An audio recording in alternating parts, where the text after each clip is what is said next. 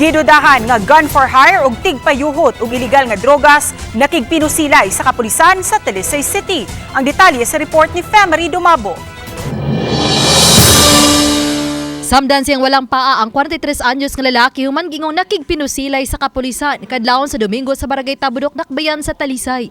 Gila siya sa mga silingan nga si Berter Gokuyo, 43 anyos, minyo nga temporaryo nga nagpuyo sa maong lugar ug lumad nga taga Pagadian City, Zamboanga del Sur. Ang iyang kauban nga giingong mamarukay mao si Cristino Beltran, 55 anyos nga lumad nga taga Taguig City.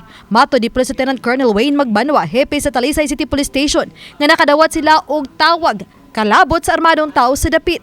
Pagabot sa kapulisan sa lugar, kalit lang matod pa silang gipamusil sa mga sospek. Siguro nakakita ng mga tao kasi nakasibilyan. Oo. Oo. Tapos siguro ibang mukha sa kanya, pinagbabaril yung pulis natin, yung mga intel operatives. Misurrender ang duha dihang midaghan ng otoridad nga miresponde sa alarma. Nakuha ng duha ka mga sospek og armas, ingon man mga bala.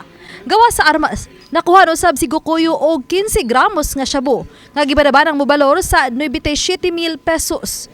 Gidugang ni Magbanwa nga gisusi sa kapulisan ang impormasyon nga nagtago-tago si Gokuyo sa Talisay City, sud na sa pipila ka tuig tungod sa gitubang nga kaso sa laing lugar. Uban ni Cleofer Lumayag, Femery Dumabok. Balitang Bisdak.